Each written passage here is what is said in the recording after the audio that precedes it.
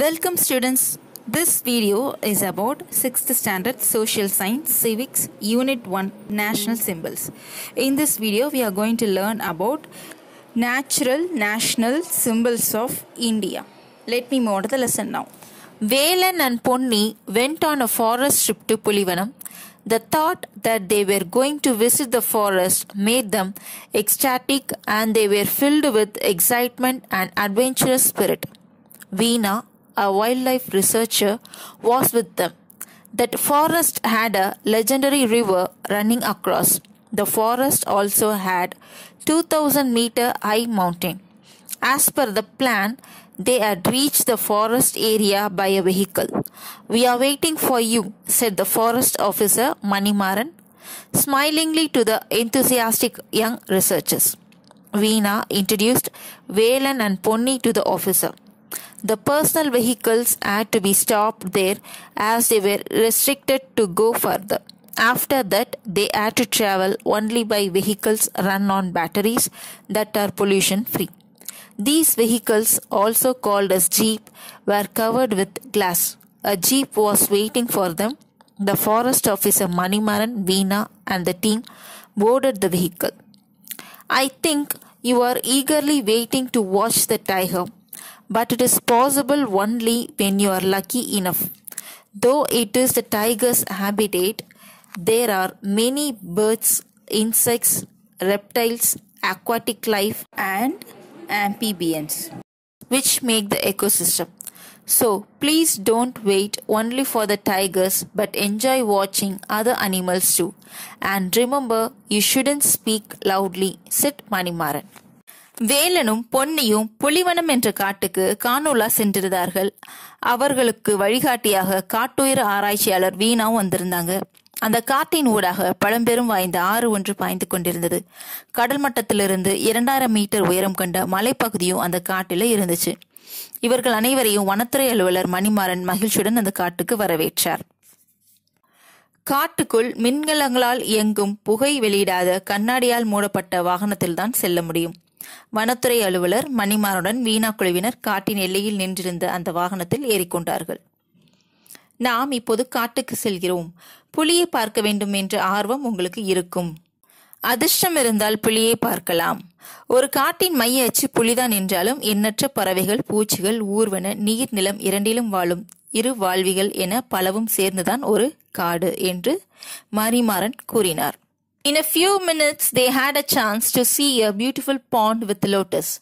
The vehicle was moving slowly. The lotuses were smiling back at them. Lotuses are of different types. Those which are pink are called pink lotuses. The lotus has a very special structure, said Veena. அவர்கள் புறப்பட்ட அந்த சிறிது நேரத்தில் ஒரு தாமரை குளத்தை கடந்தார்கள். அந்த தாமரை குளத்தில் தாமரை மலர்கள் அழகுற மலர்ந்து சிரித்தன. தாமரையில் பல வகைகள் உண்டு. இளஞ்சிவப்பு நிறத்தில் உள்ள தாமரையை செந்தாமரை என்கிறோம். தனித்தன்மை மிகுந்த வடிவமைப்பை கொண்டது தாமரை மலர் என்று வீணா கூறினார். Just behind a big tree near the pond, a peacock was fanning out its feathers gracefully. Without making noise, Velan and Ponni were admiring it. "Uncle Manimaran, usually peacocks do this during rainy days. Will it rain now?" said Ponni. அந்த குளத்துக்கு அருகே ஒரு பெரிய மரத்துக்கு பின்னால மயில் ஒன்று தோகை விரித்து ஆடிக்கொண்டிருந்தது. இதை பார்த்ததும் பொன்னி, "மணிமாறன் மாமா, மழை வந்தா மயில் தொகை விரித்து ஆடும் என்று சொல்வார்கள். அப்போ இப்போது மழை வருமா?" என்று பொன்னி கேட்டாள். "Maybe it dances only during rainy days." But once a chieftain began wondered whether the peacock was shivering in cold and covered the peacock with his shawl. This chieftain belonged to the classical Sangam age of Tamils and also revered as one of the 7 most generous personalities of ancient Tamil land. மழை வந்தாலும் வரலாம். மழை வந்தால் மயில் தொகை விரித்து ஆடும் என்பது உண்மைதான். மயில் தொகை விரித்து ஆடுவதைக் கண்ட குறுநில மன்னன் ஒருவர் மயில் குளிருக்கு நடுங்குகிறதோ என கருதி தன் போர்வையை கொடையாக அளித்தாராம். இவர் பெருமை வாய்ந்த சங்ககால தமிழகத்தை சேர்ந்தவரும் கடையேழு வள்ளல்களுள் மதிப்பிற்குரிய ஒருவருமான பேகன் என்னும் குறுநில மன்னன் ஆவார். "You know very well that the peacock is our national bird. For a long time the peacock has a significant place in our culture. art and heritage. Its beauty, stately appearance and its even distribution all over India makes it our national bird, said Manimaran. மயில் நம்ம தேசிய பறவைன்னு உங்களுக்கு தெரிஞ்சிருக்கும். நம் பாரம்பரியத்திலும் கலைகளிலும் மயிலுக்கு நீண்ட காலமாக இடம் இருந்திருக்கு. அழகும் கம்பீரமும் நிறைந்த அந்த பறவை நாடு முழுவதும் காணப்படுவதை அது தேசிய பறவையாக தேர்ந்தெடுக்கப்பட்டதற்கு முக்கிய காரணம் அப்படிங்கு மணிமாறன் கூறுகிறார். The vehicle moved forward silently. They admire the beauty on either side even without blinking. We have come very close to the bank of the river. Now we have to go along the river. I am going to show you a different animal. You have to remain silent. Only then you can see it. Please take your binoculars, said Manimaran. இப்ப நாம் ஆற்றின் கரையை நெருங்கி விட்டோம். இந்த ஆற்றில் நீங்கள் எதிர்பார்க்காத ஒரு புதிய விலங்கை உங்களுக்கு காட்டப் போகிறேன். சத்தமில்லாமல் காத்திருந்தால் நிச்சயமாக அதை பார்க்கலாம். எல்லோரும் உங்க பைனாக்குலரை எடுத்துக்கோங்க அப்படிங்கிறாரு Manimaran. Veena had instructed the team to bring their binoculars on the visit. Velan and Ponni had borrowed the binoculars from their neighbors. They focused their binoculars towards the gap between the bushes that gave them a view of the river. Veena said, "Look, there is something black like a gharial crocodile moving." They could not see the animal clearly due to the glare caused by the morning sun. Manimaran said, "Turn away from the sun's rays and watch carefully. It is not a gharial." புதர் போல மண்டி இருந்த ஒரு மரத்தின் இடைவெளி வழியாக பார்த்தார்கள். ஏதோ கரியால் முதலை மாதிரி ஒரு உயிரினம் நீந்தி இருக்குதே. ஈனா கூறினார். காலை சூரியன் எதிர்ப்புறத்தில் இருந்து அடித்ததால் தெளிவாக பார்க்க முடியவில்லை.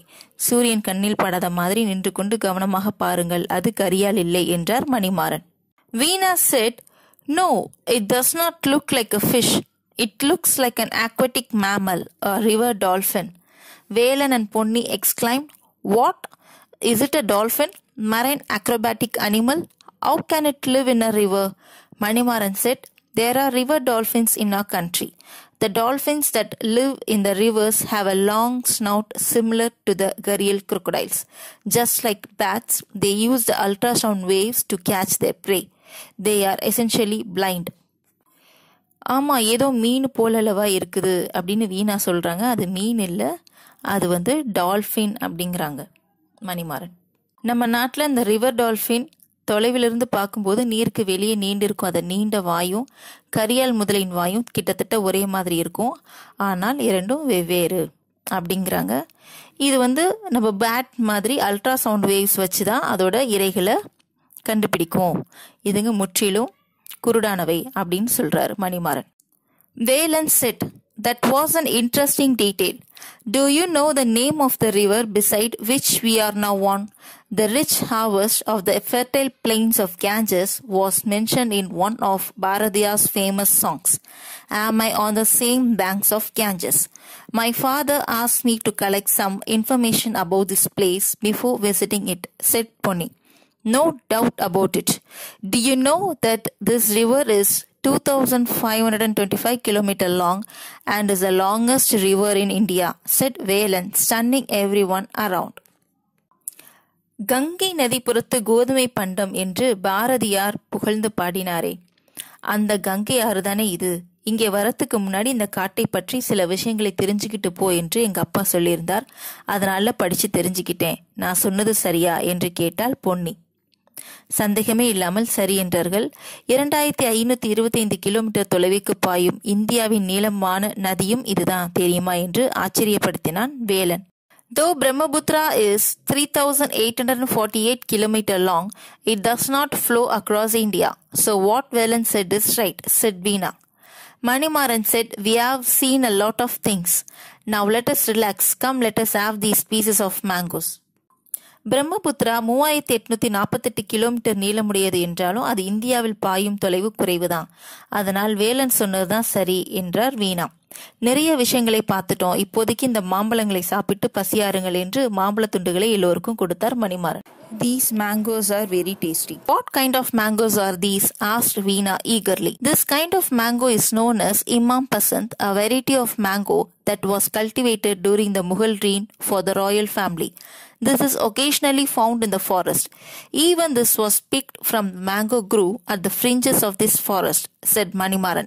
Everyone got into the vehicle and were ready to go. நிறைய விஷயங்களை பார்த்துட்டோம், இப்போதைக்கு இந்த மாம்பழங்களை சாப்பிட்டு பசியாருங்கள் என்று மாம்பழ துண்டுகளை எல்லோருக்கும் கொடுத்தார் மணிமாறன். இந்த மாம்பழம் ரொம்ப சுவையாக இருக்கே, இது என்ன வகை என்று கேட்டார் வீணா. இது இமாம் பசந்த் என்று சொல்வார்கள். முகலாயர்கள் காலத்தில் ராஜாவுக்காக உருவாக்கப்பட்ட சிறப்பு வகை மாம்பழங்கள் அப்படிங்கிறாரு Manimaran. Now we are going to see another wonder, said Manimaran and drew the vehicle around a big banyan tree with countless roots around. He travelled around it for a few minutes and came back to the starting point. Such a big banyan tree, exclaimed Ponni and Velan. அடுத்து இன்னொரு ஆச்சரியமான விஷயத்தை பார்க்க போகிறோம் என்றபடியே வாகனத்தின் காட்டின் ஒரு பகுதியை ஆக்கிரமித்து அந்த ஆலமர விழுதுகளை சுற்றி ஓட்டினார். ஒரு பெரிய மரமாக இருந்தது. அதை பார்த்தோன்னே இவ்வளோ பெரிய ஆலமரமா என்று வேலனும் பொன்னியும் வியந்து போனார்கள். This is a very big banyan tree and is the oldest in this forest. It is a habitat of thousands of birds. It is as famous as the banyan tree in the Indian Botanical Garden in Aura, Calcutta, said Manimaran. There is another big banyan in Adayar, Chennai. It is as big as that. I saw that when I visited the Theosophical Society and wondered at it, said Ponni. இந்த காட்டிலேயே இது மிக பெரிய மற்றும் பழமையான ஆலமரம். இந்த மரத்துல ஆயிரக்கணக்கான பறவைகள் தஞ்சமடைகின்றன. கொல்கத்தாவின் அவுரா பகுதியில் அமைந்துள்ள இந்திய தாவரவியல் பூங்காவில் உள்ள உலக சாதனை படைத்த ஆலமரத்தை போன்றதொரு ஆலமரம் இது என்கிறார் மணிமாறன். அடையாறு தியோசபிக்கல் சொசைட்டியிலும் ஒரு பெரிய ஆலமரம் இருக்குது. அதை நான் நேரில் பார்த்து வியந்திருக்கிறேன் என்கிறாள் Ponni.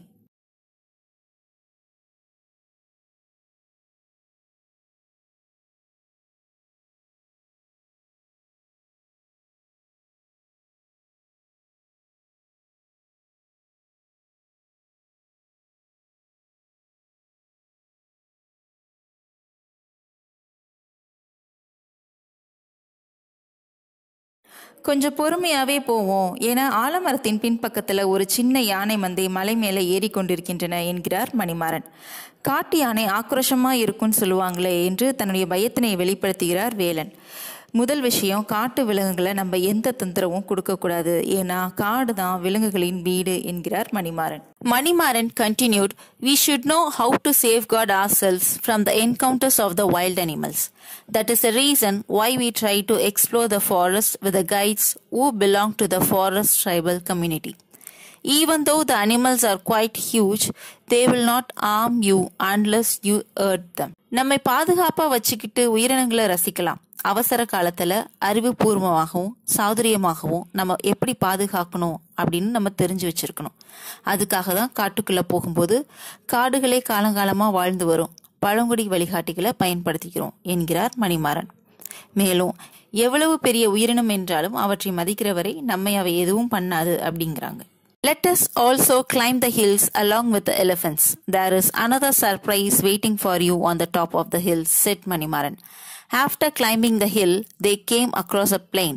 He parked the vehicle and asked the team to see something using their binoculars. Look there. There was a cone-shaped nest built with dried leaves. Manimaran asked, can you guess which animal's nest is that? மலை மேல இன்னும் ஒரு ஆச்சரியம் உங்களுக்கு காத்திருக்கு அப்படிங்கிறாரு. அந்த மலை மேல தரையில காய்ந்த இலைகள் சருகுகளை கொண்டு கூம்பு வடிவத்துல கட்டப்பட்ட ஒரு கூடு போல இருந்துச்சு. இது எந்த உயிரினத்தோட கூடா இருக்குன்னு நினைக்கிறீங்க அப்படின்னு மணிமாறன் கேட்கிறாரு. I know that birds build nests on the ground, but this seems a bit strange, said Veena. It is a snake's nest, the nest of King Cobra. What? Snakes build nest? said Velan. This is the only reptile that builds a nest of its own and reproduces. Thus, snake's average length is 18 feet and is the longest of the poisonous snakes, said Manimaran. தரையில பறவைகளும் கூடு கட்டும், ஆனா இது வித்தியாசமா இருக்கே அப்படின்னு வீணா சொல்றாரு. ஆமா, இது கோப்ராவோட கூடு. உலகிலேயே கூடு கட்டி அதில் முட்டை வைத்து இனப்பெருக்கம் செய்யும் பாம்பு வகை இது. அதே போல ரொம்ப சாதாரணமா 18 அடி நீளம் வர இது வளரும். நஞ்சு கொண்ட பாம்புகளை உலகிலேயே நீளமானது இது அப்படின்ட்டு மணிமாறன் கூறுகிறார். We have explored the forest and climbed the hills, but we have not seen a tiger till now, said Ponni. Don't worry, Ponni. We have come across many wonders. The tiger is a very shy animal. While descending down the hills, we may see one on the rocky area on the slope, said Manimaran. They had seen many unusual things that day, but they were very disappointed because they had not seen ever a tiger. நிறைய விஷயங்கள் காட்டுக்குள்ள பார்த்துட்டோம், ஆனால் புலி மட்டும் இன்னும் தென்படவே இல்லையே அப்படின்ட்டு சோர்வுடன் கூறினாள் பொன்னி. கவலைப்படாத பொன்னி, எத்தனையோ ஆச்சரியமான விஷயங்கள் இந்த காட்டில் நம்ம பார்த்துட்டோம். புலி ரொம்ப கூச்ச சுபாவம் கொண்ட உயிரினம். கீழே இறங்கும் போது புலி இருக்கான்னு பார்ப்போம் அப்படிங்கிறாரு மணிமாறன். நிறைய விஷயங்கள் பார்த்தாலும் புலியை பார்க்காதது ஒரு பெரிய வருத்தமாவே இருந்தது. I have visited several forests, but they are not identical. I got some new information from Mr. Manimaran and the tribals. I have visited forests many times regarding my research, but I was not able to see the tiger. Don't worry, we will see a tiger sometime later, comforted Veena. ஆச்சரியமான, எனக்கே தெரியாத பல விஷயங்களை இன்றைக்கு மணிமாறன் சாரும் நிறைய பழங்குடிகளும் எனக்கு கற்று தந்திருக்காங்க. இருந்தாலும் புலியை பார்க்க முடியலையே அப்படின்றாரு. கவலைப்படாதீங்க, இன்னொரு முறை பார்க்கலாம் அப்படின்ட்டு அவரை சமாதானப்படுத்தினாரு Manimaran. They descended down the hill and came to the same place where they had watched the river dolphins. They parked the vehicle and rested for a while. Ponni came out of the vehicle and watched through the binoculars. She noticed something strange. She couldn't control herself. She whispered, "Uncle, look there." All of them quickly turned to look with their binoculars. They saw a tigress with 3 cups drinking water from the river. Veena captured the beautiful scene with a camera. Nobody dared to see anything other than the tigress, till it left the river bank and vanished away.